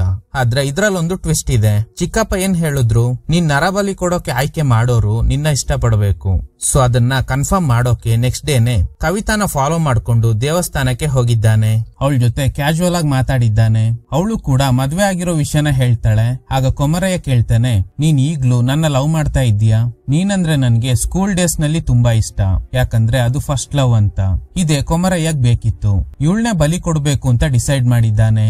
ಈಗ ನಿಧಿ ತೆಗಿಯೋಕೆ ಮೊದಲು ವಾಸ್ತು ಪೂಜೆ ಮಾಡ್ಬೇಕು. ಅದನ್ನ ಕ್ಲೋಸ್ ಆಗಿರೋ ಆ ದೇವಸ್ಥಾನದಲ್ಲೇ ಮಾಡ್ಬೇಕು. ಅದಕ್ಕೆ ಒಂದಿನ ಯಾರು ಇಲ್ದಿರೋ ಸಮಯ ನೋಡ್ಕೊಂಡು ಕೊಮರಯ್ಯ ದೇವಸ್ಥಾನದ ಹತ್ರ ಬಂದಾಗ ಅಲ್ಲಿ ಸರ್ಪಂಚ್ ಹಾಗೇನೆ ಸಿಮ್ರಾನ್ ಇದ್ದಾರೆ. ಆಕ್ಚುಲಿ ಸಿಮ್ರಾನ್ ಇವ್ರು ನಿಜವಾದ ಮಗಳಲ್ಲ, ಸುಮ್ನೆ ಡ್ರಾಮಾ ಮಾಡಕ್ ಬಂದಿರ್ತಾಳೆ. ಇವ್ರಿಬ್ಬರನ್ನ ನೋಡಿ ಕೊಮರಯ್ಯ ಈ ದೇವಸ್ಥಾನದಲ್ಲಿರೋ ನಿಧಿ ಬಗ್ಗೆ ಇವ್ರಿಬ್ರಿಗೆ ಗೊತ್ತಾಗಿದ್ರಿಂದ ಪಾರ್ಟ್ 1 ನಲ್ಲಿ ಕವಿತಾ ಮೇಲೆ ರೇಣುಕಾವತಾರ ಅನ್ನೋ ಮಾಟ ಮಾಡಿರ್ತಾನೆ ಅಲ್ವಾ, ಅದನ್ನ ಬರೀ ಕವಿತಾ ಮೇಲೆ ಮಾತ್ರ ಮಾಡಿಲ್ಲ, ಸಿಮ್ರಾನ್ ಮೇಲೂ ಪ್ರಯೋಗ ಮಾಡಿರ್ತಾನೆ. ಆಮೇಲೆ ಸರ್ಪಂಚ್ಗೂ ಬೇರೆ ತರ ಮಾಟ ಮಾಡಿದ್ರಿಂದ ಅವರು ಕೂಡ ಆಕ್ಸಿಡೆಂಟ್ ನಲ್ಲಿ ತೀರ್ ಹೋಗಿರ್ತಾರೆ. ಯಾವಾಗ ಈ ರೇಣುಕಾ ಅವತಾರ ಮಾಟದಿಂದ ಸಮಸ್ಯೆ ಆಗ್ತಿದೆ ಅನ್ನೋದು ಗೊತ್ತಾದ್ಮೇಲೆ ಈ ಊರಲ್ಲಿರೋದು ಸೇಫ್ ಅಲ್ಲ ಅಂತ ರಾತ್ರಿನೇ ಸಿಮ್ರನ್ ಕೊಮರಯ್ಯನ ಆಟೋ ಹತ್ತಿ ಹೋಗಿರ್ತಾಳೆ. ನಿಧಿ ರಹಸ್ಯ ತಿಳ್ಕೊಂಡಿದ್ದ ಸಿಮ್ರನ್ ನ ಕೂಡ ಕೊಮರಯ್ಯ ಕೊಲೆ ಮಾಡಿದ್ದಾನೆ. ಆಮೇಲೆ ಪ್ಲಾನ್ ಮಾಡಿ ಸಿಮ್ರನ್ ಬಾಡಿನ ಜಿಲ್ಲಾಸ್ಪತ್ರೆಗೆ ತಗೊಂಡೋಗಿ ಡಾಕ್ಟರ್ಗೆ ಹಣ ಕೊಟ್ಟು ಡೀಲ್ ಮಾಡ್ಕೊಂಡು ಕವಿತಾ ಹೊಟ್ಟೆಲಿರೋ ಮಗುನ ಸಾಯಿಸೋಕೆ ಹೇಳಿದ್ದಾನೆ. ಅಷ್ಟೇ ಅಲ್ಲದೆ ಕವಿತಾ ಸತ್ತೋಗಿದ್ದಾಳೆ ಅಂತ ಕವಿತಾ ಬದಲು ಸಿಮ್ರನ್ ಬಾಡಿನ ಎಕ್ಸ್ಚೇಂಜ್ ಮಾಡಿಸಿರ್ತಾನೆ. ಆಮೇಲೆ ಜೀವಂತವಾಗಿದ್ದ ಕವಿತಾನ ಸ್ಮಶಾನಕ್ಕೆ ಎತ್ಕೊಂಡೋಗಿ ಚಿಕ್ಕಪ್ಪನ್ ಜೊತೆ ಸೇರ್ಕೊಂಡು ಇವಳ ಮೇಲೆ ರೇಣುಕಾ ಅವತಾರ ಅನ್ನೋ ಮಾಟ ಮಾಡಿದ್ರು ಅಲ್ವಾ, ಅದನ್ನ ತೆಗಿಯೋ ಪ್ರಯತ್ನ ಮಾಡಿದ್ದಾರೆ. ಹೀಗೆ ಚೆನ್ನಾಗಿದ್ದ ಕವಿತಾಗ್ ಮಾಟ ಮಾಡಿ ಅವಳು ಸತ್ತೋಗಿದ್ದಾಳೆ ಅಂತ ಊರಿನ ಜನರಿಗೆ ನಂಬಿಸಿ ಆಮೇಲೆ ಇವರಿಬ್ರು ಸೇರಿ ಆ ಮಾಟಕ್ಕೆ ತಡೆ ಹೊಡೆದಿರ್ತಾರೆ. ಈಗ ಚಿಕ್ಕಪ್ಪ ಹೇಳ್ತಾರೆ, ನಾಳೆ ಕವಿತಾಗೆ ಕೊನೆ ರಿಚುವಲ್ ಮಾಡ್ಬೇಕು. ನಾಳೆ ಸಿಮ್ರನ್ ಬಾಡಿಗೆ ಕವಿತಾ ಅನ್ಕೊಂಡು ಅವರೆಲ್ಲ ಅಂತ್ಯ ಸಂಸ್ಕಾರ ಮಾಡ್ತಾರೆ. ಅದೇ ಸಮಯ ನೀನೊಂದು ರಿಚುವಲ್ ಮಾಡ್ಬೇಕು. ಅದೆಲ್ಲ ಮುಗಿದ ಮೇಲೆ ನೆಕ್ಸ್ಟ್ ಡೇ ರೈಲ್ವೆ ಸ್ಟೇಷನ್ಗೆ ಬಾ, ನಾನು ಕವಿತಾ ಜೊತೆ ಕಾಯ್ತಾ ಇರ್ತೀನಿ ಅಂತ ಕವಿತಾನ ಚಿಕ್ಕಪ್ಪ ಎತ್ಕೊಂಡು ಹೋಗಿರ್ತಾರೆ. ನೆಕ್ಸ್ಟ್ ಡೇ ಕವಿತಾ ಫ್ಯಾಮಿಲಿ ಅವಳು ಸತ್ತೋಗಿದ್ದಾಳೆ ಅನ್ಕೊಂಡು ಅಂತ್ಯ ಸಂಸ್ಕಾರಕ್ಕೆ ಸಿದ್ಧತೆ ನಡೀತಾ ಇದೆ. ಈಗ ನಿಮ್ಗೆ ಅನ್ನಿಸ್ಬೋದು, ಕೊಮರಯ್ಯ ಡಾಕ್ಟರ್ಗೆ ದುಡ್ಡು ಕೊಟ್ಟು ಬಾಡಿನ ಎಕ್ಸ್ಚೇಂಜ್ ಮಾಡ್ಸಿರೋದ್ರಿಂದ ಕವಿತಾ ಫ್ಯಾಮಿಲಿಗೆ ಅವಳ ಮುಖ ಗುರುತು ಸಿಗ್ಲಿಲ್ವಾ ಅಂತ. ಕೊಮರಯ್ಯ ಮಾಡಿದ್ದ ಮಾಟದಿಂದ ಕವಿತಾ ಮುಖ ಹಾಗೇನೆ ಸಿಮ್ರನ್ ಮುಖದಲ್ಲಿ ರ್ಯಾಷಸ್ ತರ ಬಂದು ಗುರುತೇ ಸಿಗದೆ ಇರೋ ತರ ಆಗಿರುತ್ತೆ. ಸೊ ಅವ್ರ ಸಿಮ್ರನ್ ಬಾಡಿಗೆ ಕವಿತಾ ಅನ್ಕೊಂಡು ಅಂತ್ಯ ಸಂಸ್ಕಾರ ಮಾಡ್ತಾರೆ. ಆಮೇಲೆ ಏನ್ ನಡೀತು ಅನ್ನೋದು ಪಾರ್ಟ್ 1 ನೋಡಿರೋರಿಗೆ ಗೊತ್ತಿರುತ್ತೆ. ಕೊಮರಯ್ಯ ಕೊನೆಗೆ ರಿಚುವಲ್ ಮಾಡ್ತಿರುವಾಗ ಸ್ಮಶಾನ ಕಾಯೋನು ಇದನ್ನ ನೋಡಿ ಈ ವಿಷಯನ ಕವಿತಾ ಅವ್ರ ಅಣ್ಣ ರಮೇಶ್ಗೆ ಹೇಳಿರ್ತಾನೆ.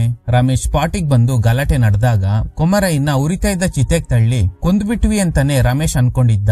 ಆದ್ರೆ ಅಲ್ಲಿ ನಿಜವಾಗ್ಲೂ ಸತ್ತಿರೋದು ಯಾರಂದ್ರೆ ಆ ಸ್ಮಶಾನ ಕಾಯ್ತಿದ್ದ ವ್ಯಕ್ತಿ. ಇಬ್ರು ಒಂದೇ ತರ ಪಂಚೆ ಹುಟ್ಟಿದ್ರಿಂದ ರಮೇಶ್ ಕೊಮರಯ್ಯನ ಬೆಂಕಿಗೆ ತಳ್ಳುವಾಗ ಇವನು ಆ ಸ್ಮಶಾನ ಕಾಯೋನ್ನ ತಳ್ಳಿ ಎಸ್ಕೇಪ್ ಆಗಿರ್ತಾನೆ. ಆಮೇಲೆ ಚಿಕ್ಕಪ್ಪ ಹೇಳ್ದಂಗೆ ರೈಲ್ವೆ ಸ್ಟೇಷನ್ಗೆ ಬಂದಿದ್ದಾನೆ. ಆಗ ಚಿಕ್ಕಪ್ಪ ಕೊಮರಯ್ಯ ಕೈಗೆ ತಾಯ್ತ ಕಟ್ಟಿ ಕೊನೆ ಪೂಜೆ ನಡೆಯೋವರೆಗೂ ಇದನ್ನ ಬಿಚ್ಚಬೇಡ ಅಂತ ಹೇಳಿ ಆಮೇಲೆ ಕವಿತಾನ ಇವನ್ ಜೊತೆ ಕಳಿಸಿರ್ತಾರೆ. ಅವಳಿಗೇನು ನೆನ್ಪಿಲ್ಲ. ಅವಳ ಪ್ರಕಾರ ಕೊಮರಯ್ಯನೇ ಅವಳ ಗಂಡ, ಯಾಕಂದ್ರೆ ಆ ಲೆವೆಲ್ಗೆ ವಶೀಕರಣ ತಂತ್ರನ ಇವಳ ಮೇಲೆ ಪ್ರಯೋಗ ಮಾಡಿರ್ತಾರೆ. ಆಮೇಲೆ ಇವರಿಬ್ರು ಕೇರಳಕ್ಕೆ ಬಂದು ಸೆಟ್ಲ್ ಆಗಿರ್ತಾರೆ. ಆಗ್ಲೇ ಪಾರ್ಟ್ 1 ನ ಎಂಡಿಂಗ್ ಶಾಕಿಂಗ್ ಟ್ವಿಸ್ಟ್ ಜೊತೆ ಎಂಡ್ ಆಗಿರುತ್ತೆ. ಈಗ ಒಂದು ಫ್ಲಾಶ್ ಬ್ಯಾಕ್. ಆರ್ಕಿಯಾಲಜಿ ಡಿಪಾರ್ಟ್ಮೆಂಟ್ ಅಲ್ಲಿರೋ ಪಟೇಲ್ ಒಂದು ಮುಖ್ಯವಾದ ಮೀಟಿಂಗ್ ಮಾಡ್ತಿದ್ದಾರೆ. ಆ ಮೀಟಿಂಗ್ ನಲ್ಲಿ ಒಬ್ರು ಲೇಡಿ ಕೇರಳನಲ್ಲಿರೋ ಅನಂತ ಪದ್ಮನಾಭ ಸ್ವಾಮಿ ಟೆಂಪಲ್ ಬಗ್ಗೆ ಹೇಳ್ತಾ ಇದ್ದಾಳೆ. 17th ಸೆಂಚುರಿನಲ್ಲಿ ಮಾರ್ತಾಂಡವರ್ಮ ಚಿನ್ನಾಭರಣಗಳನ್ನ ದೇವಸ್ಥಾನದ ಅಡಿಯಲ್ಲಿ ಬಚ್ಚಿಟ್ಟಿರ್ತಾನೆ. ಅದನ್ನೇ ರೀಸೆಂಟ್ಲಿ ಕೇರಳ ಸರ್ಕಾರ ಕಂಡು ಹಿಡಿದಿದ್ರು ಅಂತ ಒಂದು ಎಕ್ಸಾಂಪಲ್ ನ ಕೊಟ್ಟು ಹಾಗೇನೆ ಇನ್ನೊಂದು ವಿಷಯನೂ ಹೇಳ್ತಾರೆ. ಆ ದೇವಸ್ಥಾನದ ಸುತ್ತ ಅಪರೂಪದ ಗಿಡಮೂಲಿಕೆ ಹಾಗೇನೆ ಪ್ರಪಂಚದ ಯಾವ ಭಾಗದಲ್ಲೂ ನೋಡೋಕ್ ಆಗದೆ ಇರೋ ಒಂದು ಅಪರೂಪದ ಹಾವು ಕಾಣಿಸ್ಕೊಳ್ಳುತ್ತೆ. ಇದನ್ನೆಲ್ಲ ನನ್ಗ್ಯಾಕೆ ಹೇಳ್ತಿದ್ದೀರಾ ಅಂತ ಪಟೇಲ್ ಕೇಳಿದಾಗ ಈ ಮಾರ್ತಾಂಡವರ್ಮ ಕೇವಲ ಕೇರಳದಲ್ಲಿ ಮಾತ್ರ ಬಚ್ಚಿಟ್ಟಿಲ್ಲ, ಇಂಡಿಯಾನಲ್ಲಿ ಬೇರೆ ಬೇರೆ ಕಡೆ ದೇವಸ್ಥಾನ ಕಟ್ಸಿ ಅದ್ರ ಅಡಿಯಲ್ಲಿ ನಿಧಿನ ಬಚ್ಚಿಟ್ಟಿದ್ದಾರೆ. ಅದೇ ತರ ಒಂದು ದೇವಸ್ಥಾನ ಜಾಸ್ತಿಪಲ್ಲಿನಲ್ಲೂ ಇದೆ, ಅಂದ್ರೆ ಕೊಮರಯ್ಯ ಅವ್ರ ಊರು. ಆ ದೇವಸ್ಥಾನದ ಹತ್ರನು ಅದೇ ತರದ ಗಿಡಮೂಲಿಕೆ ಹಾಗೇನೆ ಅದೇ ಅಪರೂಪದ ಹಾವು ಇರೋದನ್ನ ಕೂಡ ಇವರು ಕಂಡು ಹಿಡಿದಿರ್ತಾರೆ. ಅಂದ್ರೆ ಆ ದೇವಸ್ಥಾನದ ಅಡಿಯಲ್ಲಿ ನಿಧಿ ಇದೆ, ಅದನ್ನ ಹೇಗಾದ್ರೂ ಪಡ್ಕೋಬೇಕು ಅಂತ ಪಟೇಲ್ ಅಂಡ್ ಟೀಮ್ ಪ್ಲಾನ್ ಮಾಡ್ತಾರೆ. ಇದ್ರ ಬಗ್ಗೆ ಸರ್ಪಂಚ್ ಹತ್ರ ಕೇಳಿದಾಗ ಆ ದೇವಸ್ಥಾನದಲ್ಲಿ ದೇವರು ಒಂಟಿ ಕಾಲಲ್ಲಿ ನಿಂತಿರೋದ್ರಿಂದ ಊರಿಗ್ ಶಾಪ ಅಂತ ಅದನ್ನ ಮುಚ್ಚಿಬಿಟ್ವಿ ಅಂತ. ಪಟೇಲ್ ಈ ಸರ್ಪಂಚ್ ಜೊತೆ ಒಂದು ಡೀಲ್ ಮಾಡ್ಕೊಂಡಿದ್ದಾರೆ. ಡೀಲ್ ಏನಂದ್ರೆ ಇವ್ರ ಸ್ಟೂಡೆಂಟ್ ಒಬ್ಳು ಆ ದೇವಸ್ಥಾನಕ್ ಬಂದು ಕೆಲವೊಂದು ರಿಸರ್ಚ್ ಮಾಡ್ತಾಳೆ, ಅದಕ್ಕೆ ನೀವೇ ಹೆಲ್ಪ್ ಮಾಡ್ಬೇಕು, ಅದಕ್ಕೆ ನಿಮ್ಗೆ 20 ಕೋಟಿ ಕೊಡ್ತೀವಿ. ನಮ್ ಹುಡುಗಿ ಆರ್ಕಿಯಾಲಜಿ ಸ್ಟೂಡೆಂಟ್ ಅನ್ನೋದು ಯಾರಿಗೂ ಗೊತ್ತಾಗ್ಬಾರ್ದು ಅಂತ. ಈಗ್ಲೇ ಇನ್ನೊಂದು ಶಾಕಿಂಗ್ ಟ್ವಿಸ್ಟ್. ಈ ಪಟೇಲ್ ಅವ್ರ ಸ್ಟೂಡೆಂಟೇ ಆ ಸಿಮ್ರನ್. ನಾನೇ ಸರ್ಪಂಚ್ ಅವ್ರ ಮಗಳು ಅಂತ ಹೇಳ್ಕೊಂಡು ಬಂದಿರ್ತಾಳೆ. ಸೊ ಅವಳು ಈ ಊರಿಗೆ ಬಂದಿರೋದು ಆ ನಿಧಿ ಬಗ್ಗೆ ರಿಸರ್ಚ್ ಮಾಡೋಕೆ. ಸರ್ಪಂಚ್ ಜೊತೆ ಸಿಮ್ರನ್ ದೇವಸ್ಥಾನದಲ್ಲಿ ರಿಸರ್ಚ್ ಮಾಡ್ತಾ ಇರುವಾಗ್ಲೇ ಕೊಮರಯ್ಯ ಇವ್ರಿಬ್ಬರನ್ನ ನೋಡಿರ್ತಾನೆ. ಆಮೇಲೆ ಕೊಮರಯ್ಯ ಇವ್ರಿಬ್ರಿಗೆ ನಿಧಿ ಬಗ್ಗೆ ಗೊತ್ತಾಗಿದೆ ಅಂತ ಮೊದ್ಲು ಸಿಮ್ರನ್ ಮೇಲೆ ರೇಣುಕಾವತಾರ ಮಾಟನ ಪ್ರಯೋಗ ಮಾಡಿದ್ರಿಂದ ಅವಳು ಹೆದ್ರಿ ಊರ್ ಬಿಟ್ಟು ಹೋಗೋ ಸಂದರ್ಭದಲ್ಲಿ ಅವಳಿಗೆ ಡ್ರಾಪ್ ಕೊಡೋ ನೆಪದಲ್ಲಿ ಅವಳನ್ನ ಕೊಲೆ ಮಾಡಿರ್ತಾನೆ.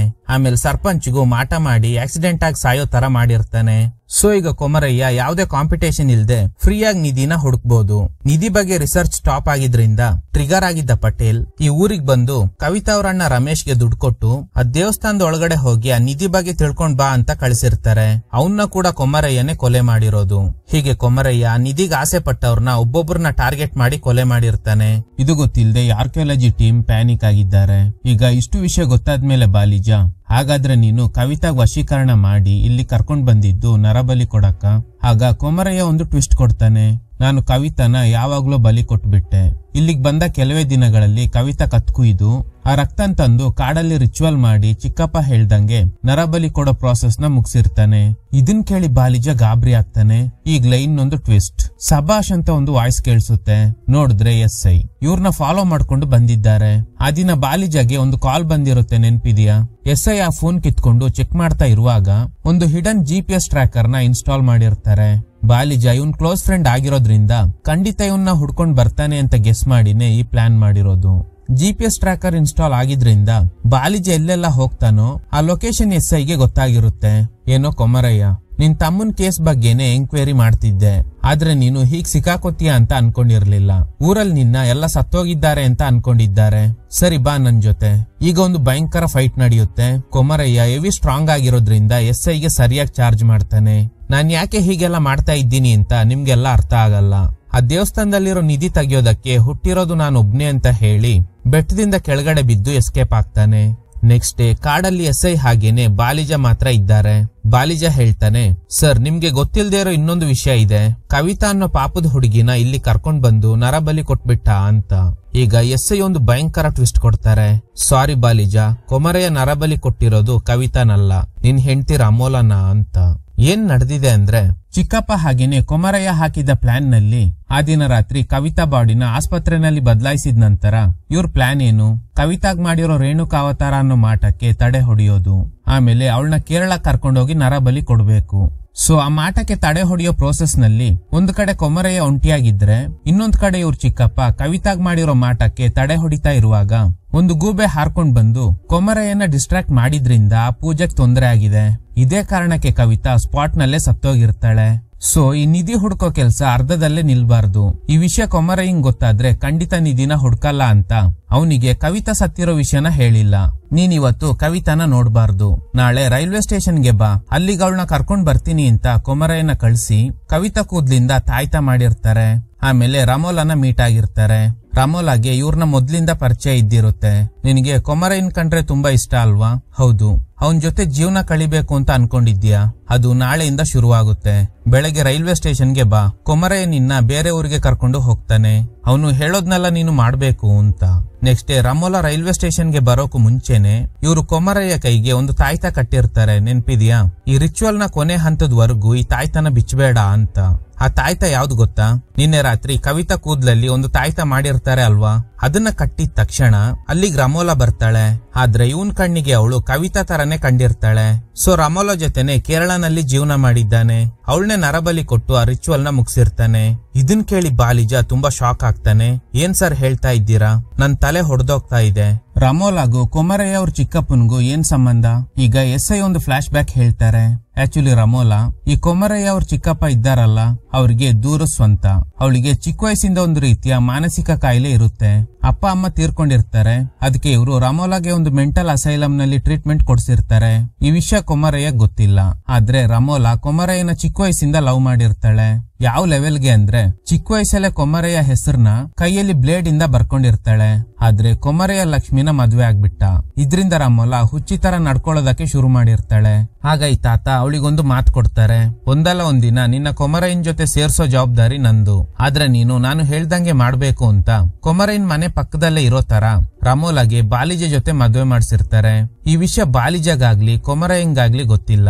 ಇದನ್ನೆಲ್ಲ ಕೇಳಿ ಗಾಬರಿಯಾಗಿದ್ದ ಬಾಲಿಜಾ ಇದೆಲ್ಲ ನಿಮ್ಗೆ ಹೇಗ್ ಗೊತ್ತಾಯ್ತು? SI ಮತ್ತೊಂದು ಫ್ಲಾಶ್ ಬ್ಯಾಕ್ ಹೇಳ್ತಾರೆ. ಸಿಮ್ರನ್ ಕೇಸ್ ನ ಎಂಕ್ವೈರಿ ಮಾಡ್ತಾ ಕೊನೆಯದಾಗಿ ಒಬ್ರು ಲೇಡಿನ ಮೀಟ್ ಆಗಿದ್ದಾರೆ. ಅವರೊಬ್ರು ಆರ್ಕಿಯಾಲಜಿಸ್ಟ್. ಈ ಲೇಡಿನೇ ಸಿಮ್ರನ್ ಅವ್ರ ಕ್ಲೋಸ್ ಫ್ರೆಂಡ್. ಸಿಮ್ರನ್ ಬಗ್ಗೆ ಕೇಳಿದಾಗ ಇವರು ಆ ದೇವಸ್ಥಾನದ ಬಗ್ಗೆ ಹೇಳೋಕ್ ಶುರು ಮಾಡ್ತಾರೆ. ಆ ದೇವಸ್ಥಾನದ ಬಗ್ಗೆ ರಿಸರ್ಚ್ ಮಾಡೋಕೋಸ್ಕರನೇ ಸಿಮ್ರನ್ ಆ ಊರಿಗೆ ಬಂದಿದ್ಲು ಅಂತ. ಆಗ SI ನೇರವಾಗಿ ದೇವಸ್ಥಾನಕ್ ಬಂದು ಅಲ್ಲೇನಾದ್ರೂ ಕ್ಲೂ ಸಿಗುತ್ತಾ ಅಂತ ಚೆಕ್ ಮಾಡ್ತಾ ಇರುವಾಗ ಅಲ್ಲೊಂದು ಕವಡೆ ಬಿದ್ದಿರೋದ್ನ ನೋಡ್ತಾರೆ. ಇದೇ ತರದ ಕವಡೆನ ಲಕ್ಷ್ಮಿ ಮನೆ ಮುಂದೆನೂ ನೋಡಿರ್ತಾರೆ. ಆ ದಿನ ಅದ್ರ ಬಗ್ಗೆ ಲಕ್ಷ್ಮಿ ಹತ್ರ ಕೇಳಿದಾಗ ನಮ್ ಮಾವನೇ ಇದನ್ನ ಕಟ್ಟಿರೋದು ಅಂತ ಹೇಳಿರ್ತಾಳೆ.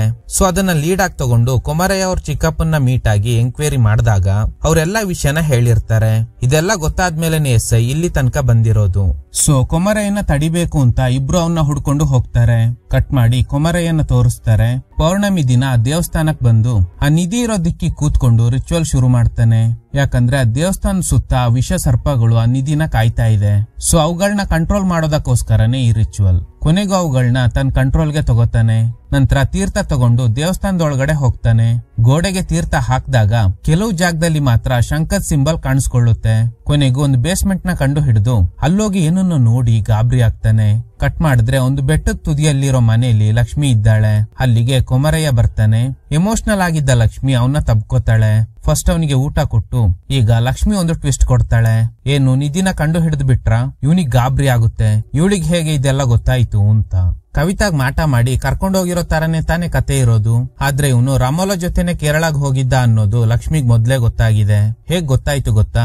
ಈ ಊರಿನ ರೈಲ್ವೆ ಸ್ಟೇಷನ್ ಮಾಸ್ಟರ್ ಒಂದು ಸೀನ್ ನಲ್ಲಿ ಲಕ್ಷ್ಮಿ ಜೊತೆ ಮಾತಾಡಿರ್ತಾರೆ ಅಲ್ವಾ, ಅವರೇ ಈ ವಿಷಯನ ಹೇಳಿರ್ತಾರೆ. ಆಗ್ಲೇ ಡೌಟ್ ಬಂದು ಲಕ್ಷ್ಮಿ ಬಾಲಿಜನ ಮೀಟ್ ಆಗಿರ್ತಾಳೆ. ಅವನಿಗೆ ಚಿನ್ನಾಭರಣಗಳನ್ನ ಕೊಟ್ಟು ರಾಮೋಲಾಗ್ ದುಡ್ಡು ಕಳ್ಸು ಅಂದಾಗ ಬಾಲಿಜ ಅಲ್ಲಿಂದ ಹೋದ್ಮೇಲೆ ಲಕ್ಷ್ಮಿ ಮನೆ ಒಳಗಡೆ ಹೋಗಿ ರಾಮೋಲಾ ಸೂಟ್ ಕೇಸ್ ನ ಓಪನ್ ಮಾಡಿ ನೋಡಿದಾಗ ಆಗ್ಲೇ ರಾಮೋಲಾ ಹಾಗೇನೆ ಕೊಮರಯ್ಯ ಅವ್ರ ಚಿಕ್ಕಪ್ಪನಿಗೆ ಏನ್ ರಿಲೇಶನ್ಶಿಪ್ ಅನ್ನೋದು ಗೊತ್ತಾಗಿದೆ. ಆಮೇಲೆ ಅವ್ರನ್ನ ಮೀಟ್ ಆಗಿ ಇದ್ರ ಬಗ್ಗೆ ಕೇಳ್ತಾಳೆ. ಹೇಗೆ ಕೊಮರಯ್ಯಂಗೆ ಊಟ ಹಾಕಿ ಕೇಳ್ತಾ ಇದ್ದಾಳೋ ಅದೇ ತರನೇ ಇವರಿಗೂ ಮಾಡ್ತಾಳೆ. ಲಕ್ಷ್ಮಿಗೆಲ್ಲ ಗೊತ್ತಾಗಿದ್ರಿಂದ ಇವರು ಎಲ್ಲಾ ವಿಷಯನ ಹೇಳ್ತಾರೆ. ಸರಿ, ನಿಧಿ ಪಡ್ಕೊಳ್ಳೋದಕ್ಕೆ ನರಬಲಿ ಕೊಡ್ಬೇಕು. ಕವಿತಾ ಸತ್ತೋದ್ಲು. ನರಬಲಿ ಕೊಡೋಕೆ ಆಯ್ಕೆ ಮಾಡೋರು ಕೊಮರಯ್ಯನ ಇಷ್ಟ ಪಡ್ಬೇಕು ಅಲ್ವಾ?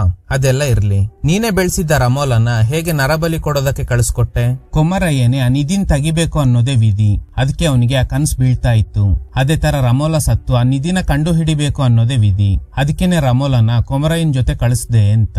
ಈಗ ಕೊಮರಯ್ಯನ್ ಚಿಕ್ಕಪ್ಪ ಊಟ ಮಾಡ್ತಿದ್ದಂಗೆ ರಕ್ತ ಕಕ್ಕಿ ಸತ್ತೋಗ್ತಾರೆ. ಯಾಕಂದ್ರೆ ಲಕ್ಷ್ಮಿ ಊಟದಲ್ಲಿ ವಿಷ ಮಿಕ್ಸ್ ಮಾಡಿರ್ತಾಳೆ. ಕಟ್ ಮಾಡಿ ಈಗ ಪ್ರೆಸೆಂಟ್ ನಲ್ಲಿ ಊಟ ಮಾಡ್ತಿರೋ ಕೊಮರಯ್ಯನ ತೋರಿಸ್ತಾರೆ. ಅವನು ಕೂಡ ರಕ್ತ ಕಕ್ಕಿ ಒದ್ದಾಡ್ತಾ ಇದ್ದಾನೆ. ಮಳೆ ಸುರಿತಾ ಇರೋದ್ರಿಂದ ಒಂದ್ ಕಡೆ ಪಾತ್ರೆ ಇಟ್ಟು ಇದೇ ನಮ್ ಜೀವನ. ನೀನ್ ಎಷ್ಟೇ ನಿಧಿನ ಕಂಡು ಹಿಡಿದ್ರುನು ಅಥವಾ ಎಷ್ಟೇ ದುಡ್ಡು ಸಂಪಾದನೆ ಮಾಡಿದ್ರುನು ವಿದ್ಯಾಭ್ಯಾಸ ಅನ್ನೋದು ತುಂಬಾನೇ ಮುಖ್ಯ. ಅದು ಇಲ್ದೇ ಇರೋದ್ರಿಂದನೇ ನೀವು ಈ ತಪ್ಪುಗಳನ್ನ ಮಾಡ್ತಾ ಇದ್ದೀರಾ. ಒಂದು ಸೀನ್ ನಲ್ಲಿ ಇವ್ರ ಮಗನಿಗೆ ಈ ಊರಲ್ಲಿ ವಿದ್ಯಾಭ್ಯಾಸ ಸಿಗ್ಬಾರ್ದು ಅಂತ ಕವಿತಾ ಅವ್ರ ಅಣ್ಣ ರಮೇಶ್ ಓಡ್ಸಿರ್ತಾನೆ ಅಲ್ವಾ? ಆಗ ಲಕ್ಷ್ಮಿ ರಮೇಶ್ ಮನೆಗೆ ಹೋಗಿ ರಿಕ್ವೆಸ್ಟ್ ಮಾಡಿರ್ತಾಳೆ. ಆಗ ಅವನು ಹೊಡೆದಿದ್ರಿಂದನೇ ಲಕ್ಷ್ಮಿ ಕಿವಿಲಿ ರಕ್ತ ಸುರಿದಿರುತ್ತೆ. ಒಂದು ಸೀನ್ ನಲ್ಲಿ ಲಕ್ಷ್ಮಿ ಕಿವಿಲಿ ರಕ್ತ ಸುರಿತಾ ಇರೋ ಹಾಗೆ ತೋರಿಸಿರ್ತಾರೆ.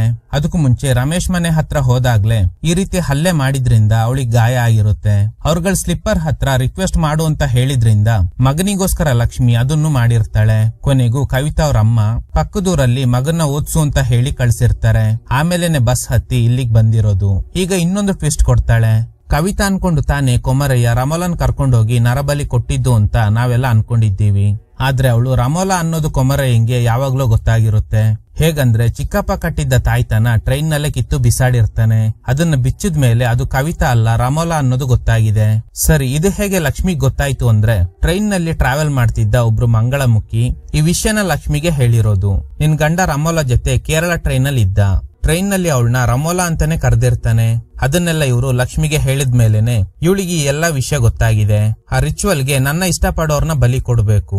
ಅದು ರಾಮೋಲಾ ಆದ್ರೆ ಏನು ಕವಿತಾ ಆದ್ರೆ ಏನು ಅನ್ಕೊಂಡು ಅವಳನ್ನ ಬಲಿ ಕೊಟ್ಟಿದ್ದಾನೆ. ಲಕ್ಷ್ಮಿ ಹೇಳ್ತಾಳೆ, ಎಜುಕೇಶನ್ ಇದ್ದಿದ್ರೆ ನೀವು ಈ ರೀತಿ ಮೂಢನಂಬಿಕೆಗಳನ್ನ ಬೆಳೆಸ್ಕೊತಾ ಇರ್ಲಿಲ್ಲ. ಆಕ್ಚುಲಿ ಲಕ್ಷ್ಮಿಗೆ ಕೊಮರಯ್ಯ ಅಂದ್ರೆ ತುಂಬಾ ಇಷ್ಟ ಅಂತ. ಈಗ ಅವಳು ಕೂಡ ವಿಷ ಮಿಕ್ಸ್ ಆಗಿರೋ ಊಟನ ತಿಂತಾಳೆ. ಇನ್ಮೇಲೆ ನನ್ ಮಗನಿಗೆ ಒಳ್ಳೆ ವಿದ್ಯಾಭ್ಯಾಸ ಸಿಗುತ್ತೆ. ನಿಮ್ಮಂತವ್ರು ಬದುಕಿದ್ರೆ ಅವನು ಕೂಡ ನಿಮ್ ತರಾನೇ ಆಗ್ಬಿಡ್ತಾನೆ ಅಂತ. ಅಷ್ಟ್ರಲ್ಲಿ ಯಾರೋ ಸ್ಟ್ರೇಂಜರ್ ಲಕ್ಷ್ಮಿಗೆ ಶೂಟ್ ಮಾಡ್ತಾನೆ. ಟ್ವಿಸ್ಟ್ ಏನಂದ್ರೆ ಆರ್ಕಿಯಾಲಜಿ ಟೀಮ್ ಇದ್ದಾರಲ್ವಾ, ಆ ದೇವಸ್ಥಾನದಲ್ಲಿರೋ ನಿಧಿನ ಪಡ್ಕೊಳ್ಳೋದೇ ಅವ್ರ ಉದ್ದೇಶ. ಆ ಟೀಮ್ ನ ಬಾಸ್ ಇವ್ರೆ. ಇನ್ನೊಂದು ಟ್ವಿಸ್ಟ್ ಏನ್ ಗೊತ್ತಾ, ಅದೇ ಟೀಮ್ ಅಲ್ಲೇ SI ಕೂಡ ಇದ್ದಾರೆ. ಈಗ ಕೊಮರಯ್ಯಗೂ ಶೂಟ್ ಮಾಡ್ತಾರೆ. ಕಟ್ ಮಾಡಿದ್ರೆ SI ಹಾಗೂ ಬಾಲಿಜೆ ಸೇರ್ಕೊಂಡು ಲಕ್ಷ್ಮಿ ಹಾಗೇನೆ ಕೊಮರಯ್ಯ ಬಾಡಿನ ಸುಟ್ಟು ಹಾಕ್ತಾರೆ. ಆಗ SIಗೆ ಒಂದು ಕಾಲ್ ಬರುತ್ತೆ. ಕಾಲ್ ಮಾಡಿರೋದು ಜಂಗಯ್ಯ.